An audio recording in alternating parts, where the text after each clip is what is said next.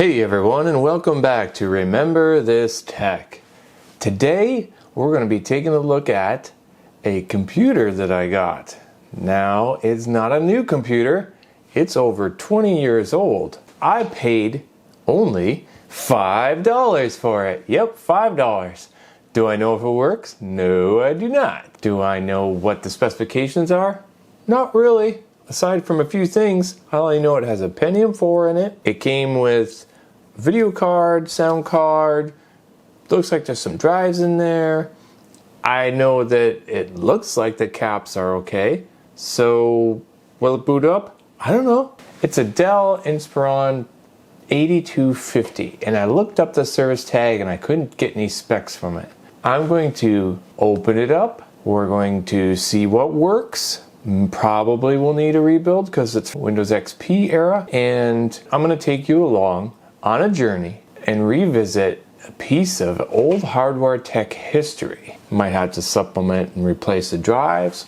Who knows? Power supply could be bad. That's a gamble you take, but for $5, could be a new favorite toy. But before I get into this exploration and revisiting this piece of past history, we have to do a little cleaning on it because it's pretty bad. So I'm not taking it inside the house until that's done. So come on outside and let's give it a little bit of a dusting. Come on, let's go.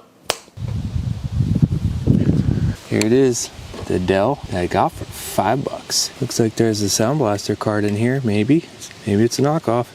There's a FireWire card. Look, there's even a DVI capable card, but it is disgusting. Normally, I use this air duster to clean it out, but this time we need to take extreme measures. That's why I'm outside. There's no way I'm doing this in my house. Let's get some of these on, because this is going to be a dirty job. These cases here open from the top, and they slide open like this.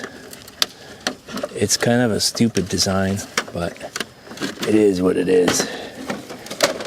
Yep, there it is. And in this rare occasion where the air duster just doesn't work, we gotta use the leaf blower. Let's do it.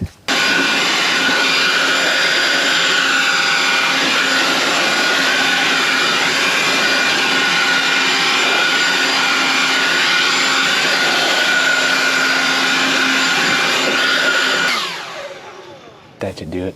Let's get it back inside after a little bit of a dust off.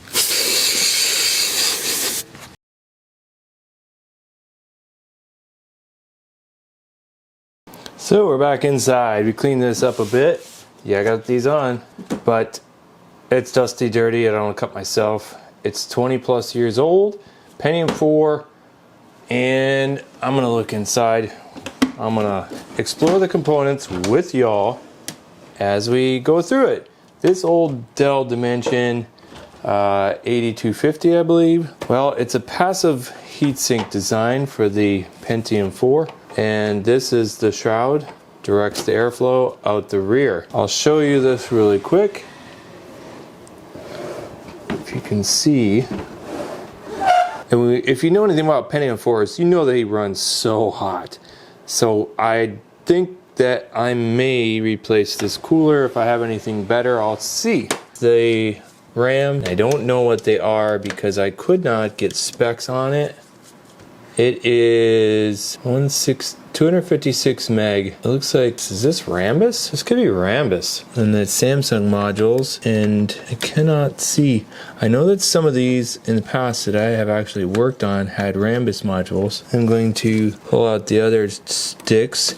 There may not be sticks, they may actually be just fillers, you know? Absent, yep, they're just fillers. I'm pretty sure this is Rambus. I have not seen Rambus in 22 years. It didn't last long, we'll just say that. We'll put up some specs for Rambus memory up here. Until we get into the system, I'm not 100% sure. I'll pull off some specs of this motherboard. Maybe we can actually get the system specs. I think they ran at 800 megahertz, but maybe it was just a dual channel 400, I think. This power supply, it looks like it could be... Let's pull the 4 screws and find out. we need to know. It's only 2 screws on this thing. And there's a small green release lever on the inside that lets you pop it up and out, just like that. I don't even know if this thing works. It does have the 4-pin connector for the motherboard. Oh, it's a 5 volt. The 3.3 volt rail shouldn't exceed 150 watts. Max output 250 watt power. Oh no, no. And it's a 20 pin. In order to put a new power supply on here, you need an adapter from 24 pin to a 20 pin, which I actually have. And if this power supply doesn't work, then we will do that. This system here, the E2182 something. Sometimes I can't see things on the board, so an old trick that I have for old people is to take like a picture and then I can zoom in on it, you know. It could be an Intel branded motherboard, the E21, the 2010-882. It's got AGP, these old Dells, but they have this release clip here, and what it is that you don't need screws. Good or bad, that's what they did in these cases to make it easier for the everyday user. All right, looks like an ATI card in here. I hope it works, but it is an ATI and it needs a thorough cleaning. It is an ATI. I gotta look up the serial number. You're never gonna believe this. If it works, after I clean it, re-thermal paste it. This is an ATI Radeon 9700 Pro, 128 meg, 24-bit DDR, 8X AGP graphics card. That is the score if it works, fingers crossed. Wow. Nice. That was a good graphics card back in the day. Wow, nice. This sound card is another score if it's fully working. It is Sound Blaster Live. 16-bit card. These things are diehards. You could use them in DOS, I think, in 98, XP, even in Windows 7. This is like a score. Sure, this one's probably only like 15 to 25 bucks if you're gonna buy it, but I paid $5 for this system. And of course, we've got modem, which is useless. So we'll take it out. We don't want it, we don't need it. This is a FireWire adapter card. This had to have been like a workstation, maybe in a business, maybe somebody's high-end editing machine because of this.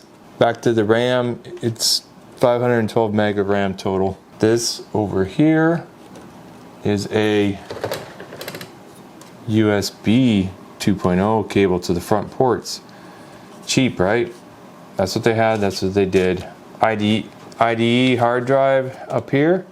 Who knows what capacity is. And these Dells, one thing going for them, they had rails that you could just slide them in and out of the bays. Oh, this cable's kind of tied in here. Don't bend your pins. Western Digital Caviar 250 gig. That was pretty huge for the day. I mean, jeez, somebody must have paid a pretty penny for this back in the day, 22 years ago. And there is a floppy drive up here. We have not one but 2 optical drives. In order to get in there, I'm going to have to close the case and actually show you. So we can close the case and I can clean these components and I can show you what we have here. I need to take this out and clean this. Take the heatsink off, dump this in isopropyl alcohol. Hopefully I can get it to work. It looks good shape though. Knock on wood. We're just gonna leave it in here. See if we can't get it to post with what we have. Caps, knock on wood, crossing fingers. Look okay. Power supply is not something I'm really happy about, but what can you do? Closing it up gently. One thing about these stupid cases is that they could like close and pinch cables, etc. Front of the case, We have a DVD RW Sony drive that probably was put in after the fact, and this is just a DVD ROM, just a reader drive, and this is a 8250 dimension again.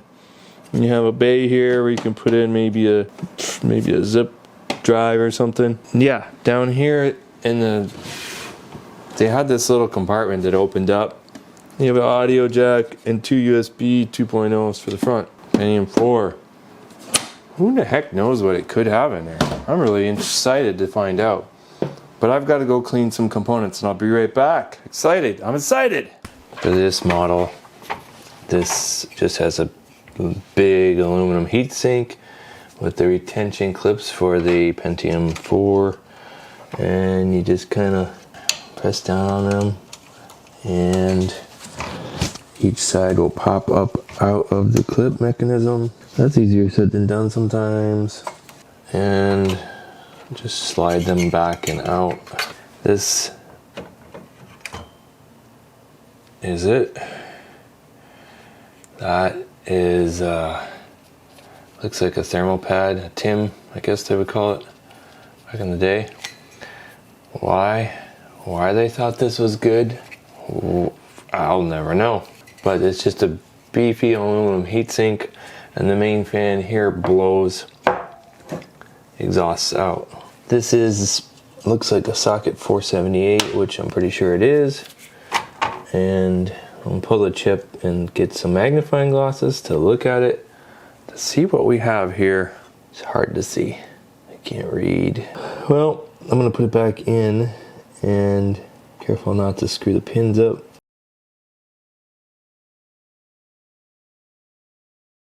And then clean this TIM off of here and put some thermal paste on if I can, because I'm sure this is not doing much good. So I'll be right back.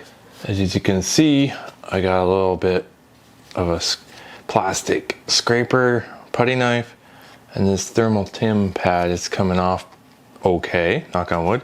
So I'll clean this up. That's about as clean as it's gonna get. Cleaned off the chip, cleaned off this heatsink until I get a better one. Well, we're gonna try it and make sure this system even boots or works, posts. Battery's probably gonna have to be replaced in the CMOS. Should have a spare. Apply some thermal paste, put the video card back in and go from there. And put this big honking beast on and try to get these stupid retention bracket clips on. And clean the exhaust fan out. Just kind of clips into place like that. And the same with the other side.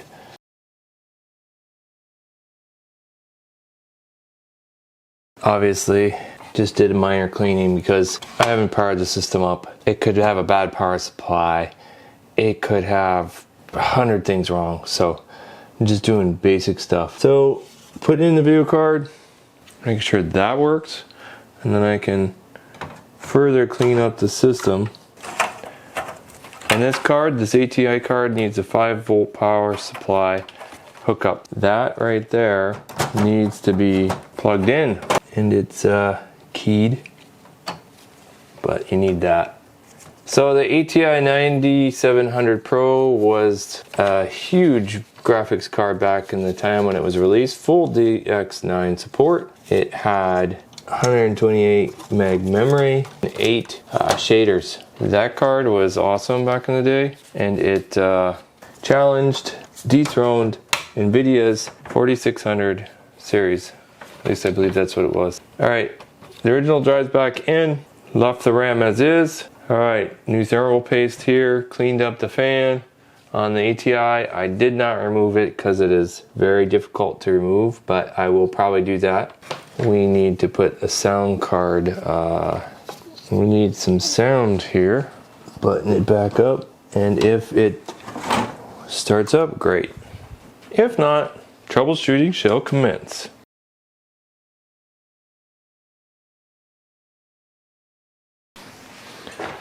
I got this brand new Logitech Deluxe 104 keyboard. Brand new for nothing.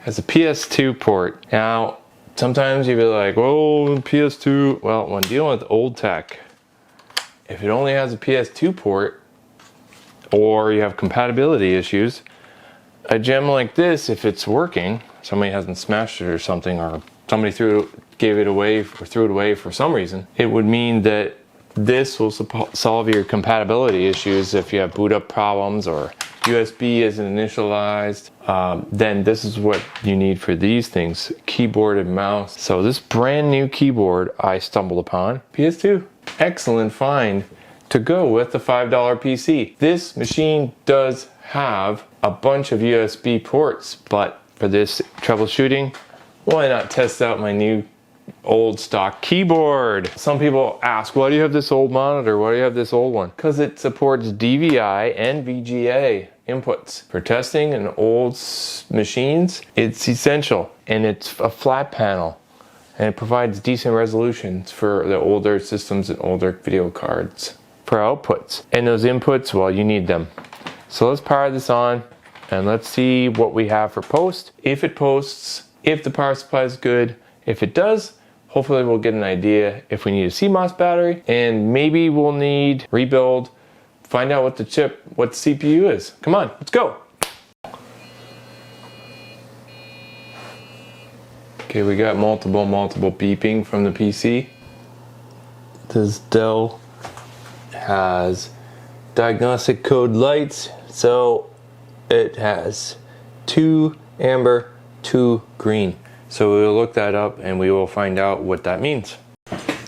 Those 2 codes, apparently, this code right here, 2 amber, 2 green, on the diagnostic LED panel means that it's a memory module error.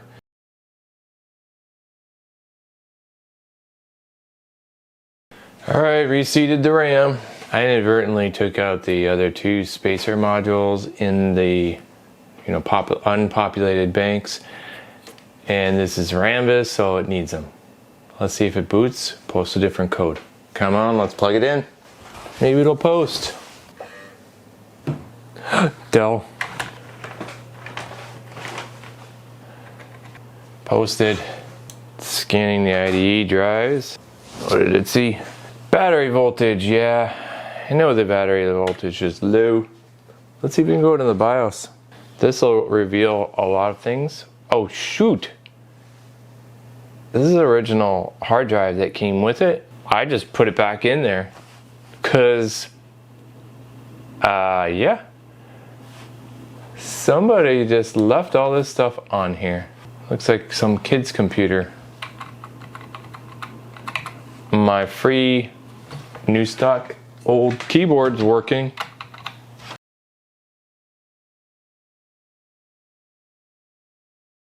So there is a way that I can use a boot disk and crack these password schemes on XP, but there's a guest profile set up here, and this is definitely a kid's computer. This $5 machine is a kid's computer. The hard drive works, the video card works, the 9700 Pro, it works. Let's see, what else do we have on here? Games. It's all kinds of Fisher Price games, Deep Sea Tycoon. I don't know, these are kids games. School Tycoon, is that like for the train thing? Tonka Construction, Crayola. It's actually kind of snappy.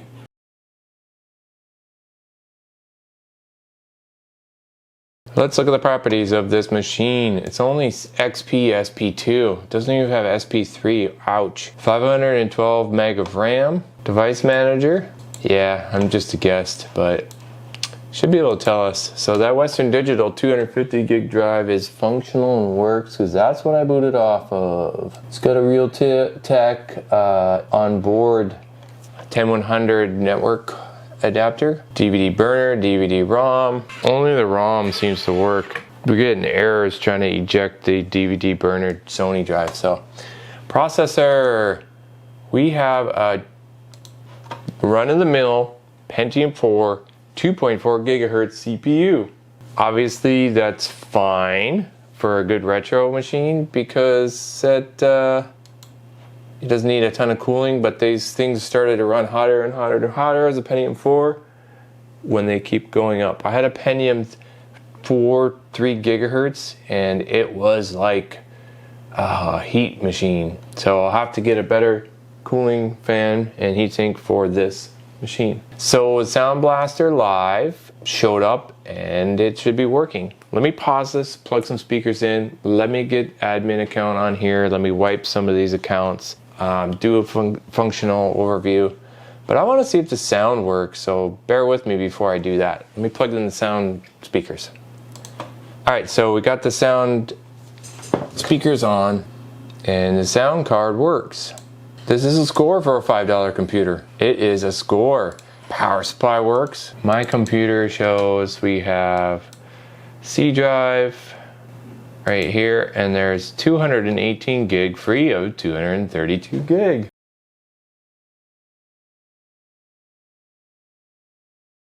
We're going to clean this system up. We're going to get some software benchmarking tools on here, SneakerNet wise, and antivirus, and we are going to do some benchmarks. Why not? This is a Pentium 4 blast from the past. $5 computer.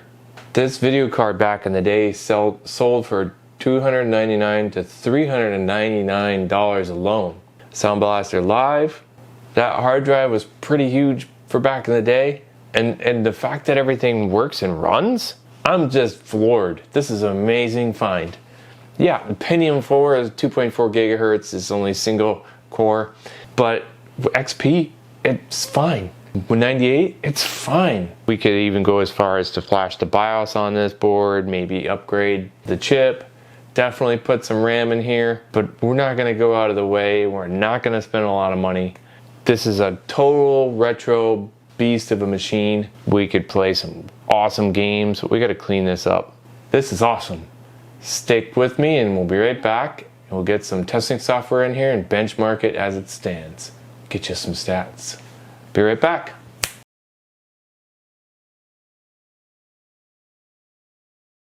Initially I logged on to the guest account to try to get in the system, and I figured, well, I gotta reset this and do a Linux live CD or boot disk. Well, none of the users have passwords on this machine, so I logged on to one of those and I'm going to create myself a computer administrator account and set a password. Remember, this tech now has a computer account. Let's set the password, shall we? And now we are an administrator. And there's a lot of junk on here that I don't care about. And we are going to delete all these machine accounts. We're going to clean this machine up. We don't want the guest account on. That's a security breach. But anyways, that's just a tip. An old machine, people didn't usually security in that. So we're going to do that. And then I got a sneaker netted disk and we'll install some test programs. Be right back. I'm just copying over some CD software and deleting a program, and the CPU's pegged. It's only using 157 meg of memory, but yeah, Pentium 4. Just kind of getting all spazzy and jerky.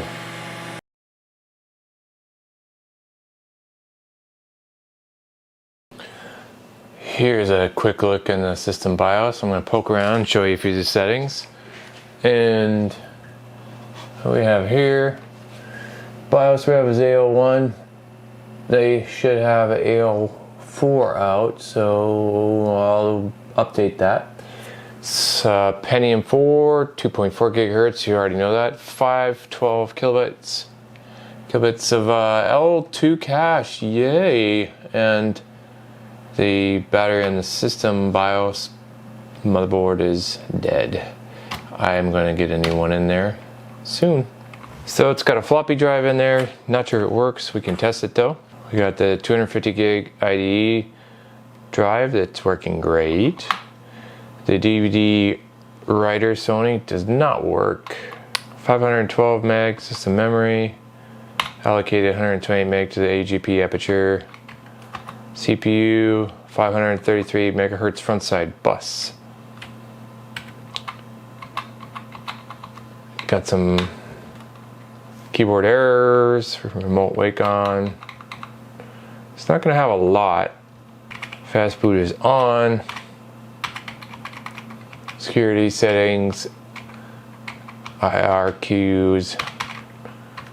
That's it for this Dell Dimension 8250 Intel board. 815 or an 850 or an 845 chipset. Gonna do more investigating and let you know. So let's save and exit. Let's boot into Windows and continue installing programs and drivers.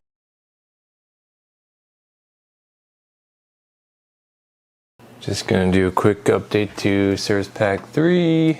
Updated the drivers for the ATI 9700 Pro. So we'll do this and then put an antivirus program on here.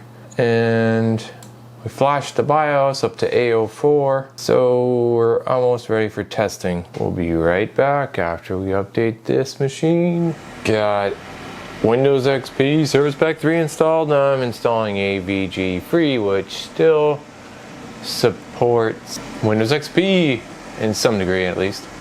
So once that's done, start doing some tests because I had to update .NET 2.0, the Radeon drivers, and a couple other things. So we are almost ready to benchmark for y'all. Let's see how this Pentium 4 with Rambus memory stacks up back in the day.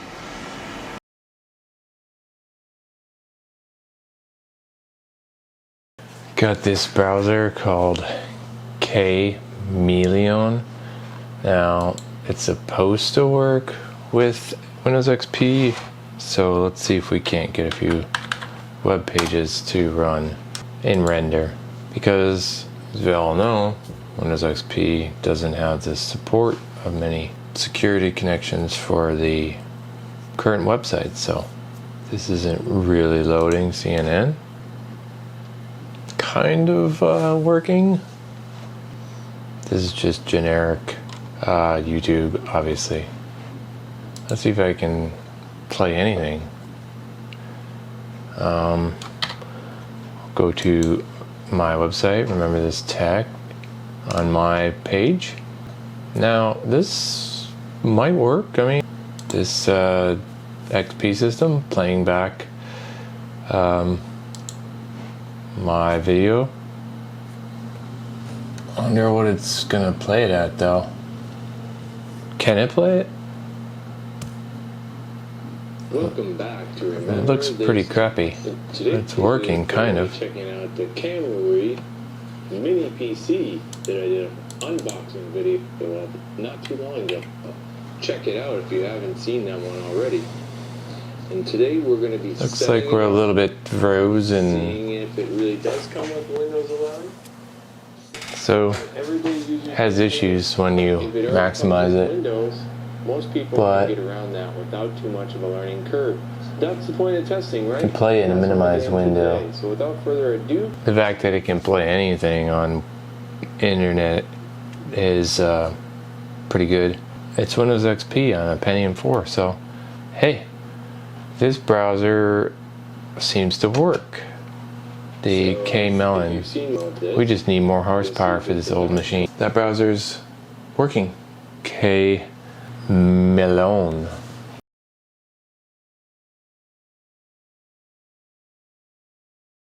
And we're gonna run 3D Mark 2001. 1024 by 768 32-bit. This graphic card and this CPU, you know, this is probably higher end resolution for it, but let's benchmark. Yes, let's go. Running? Yeah. Let's see how bad this thing will choke. Or not. Look, 130, 150 FPS, 200. Certain areas it kind of chokes and goes down to 35, but it's pulling 100 to 200 FPS. Not too bad.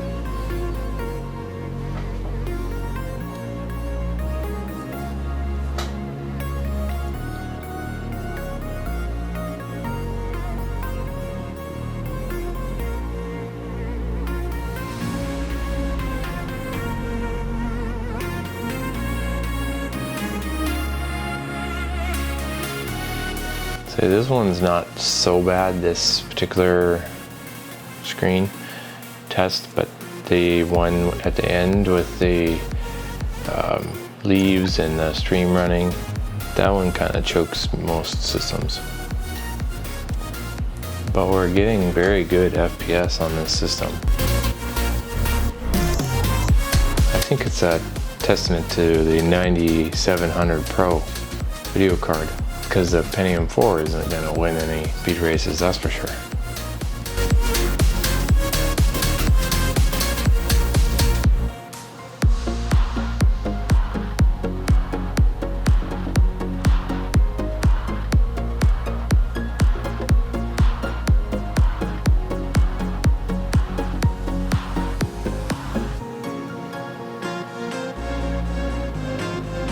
Running this pretty smooth so far, yeah.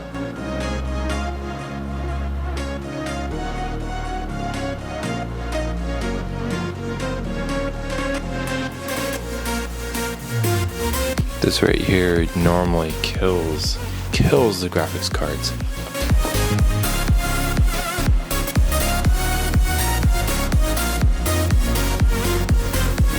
So it's 70, 68, 82, 100 FPS.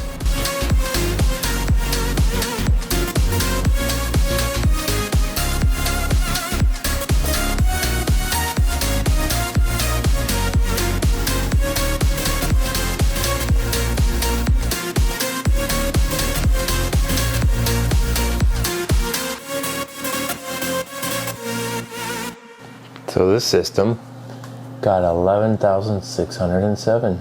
That's not bad, I guess. Everything ran pretty darn smooth for the $5 computer. That's excellent. I think for now, that's a good test.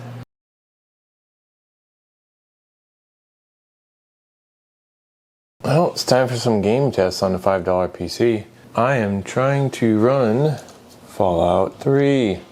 Which is definitely a little bit more graphics intensive than what this machine probably can run. I set it 800 by 600 resolution at low settings. And we're just kind of hanging there, it's not responding. If this doesn't run, we can try another game, but let's see what the task manager states. It's not responding. And I have to kill the task. And last time we got not enough memory error trying to run it. And the specifications for this system, obviously, processor, it says 2.4 gigahertz, Windows XP or Vista, and 1 gig of RAM. Obviously we got 512 meg of RAM, so we're gonna have to upgrade this in the future in order to play these games.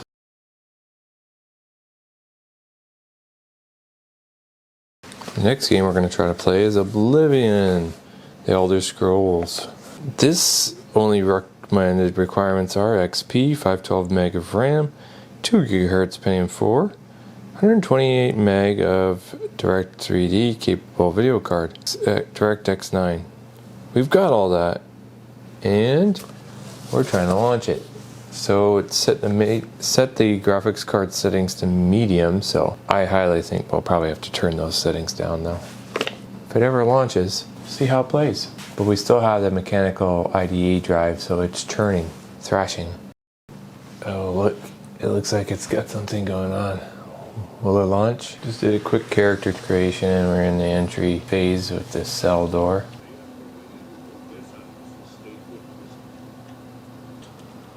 This is the day.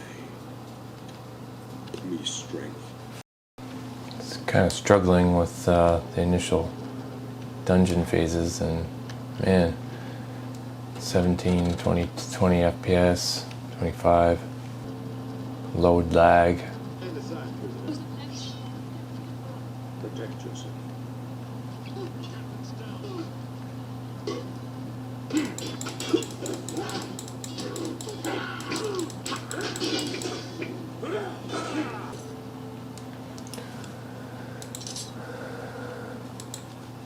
You don't get anything in the beginning of the game, basically. But you should search them anyways, just in case, because you'll need, like, get a sword. And as soon as you do, should equip your items if you can, like so. The lag is killing me. Can't even kill a mouse. So yeah, this will play, but man, it's tough. Beginning, you have nothing. The hard drive was just thrashing. And we're at 640 by 480. Ah, we have lockpicks and armor now. Excellent.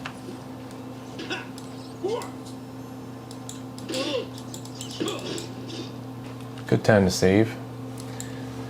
Yeah, it's kind of rough playing this game on this old system, but hey, can play it.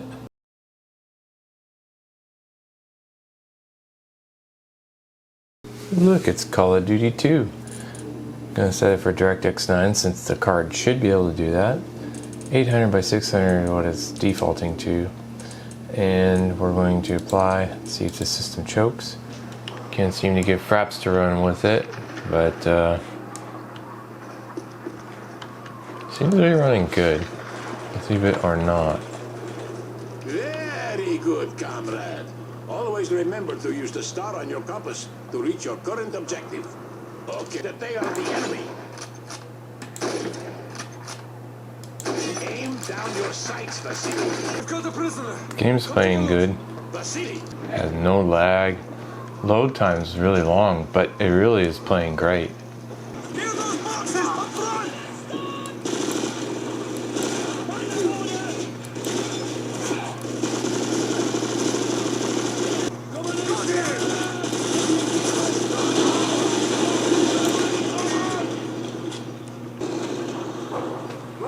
Well, that game's playing really great. I love it.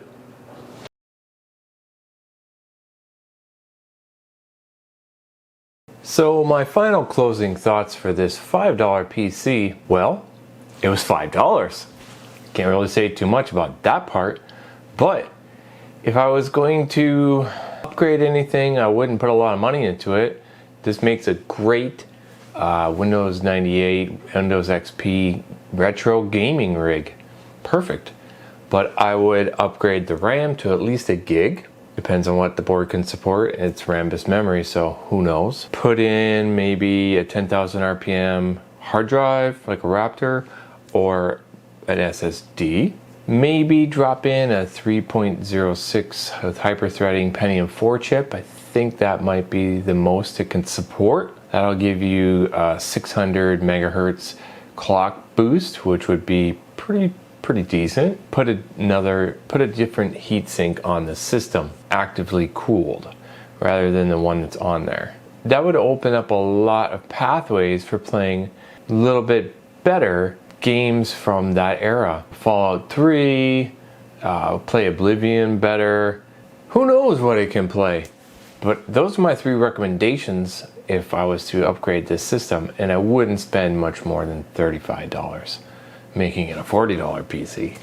So stay tuned. Who knows what I'll do with this system in the future. Thanks for coming along on this journey with me, and thanks for watching Remember This Tech.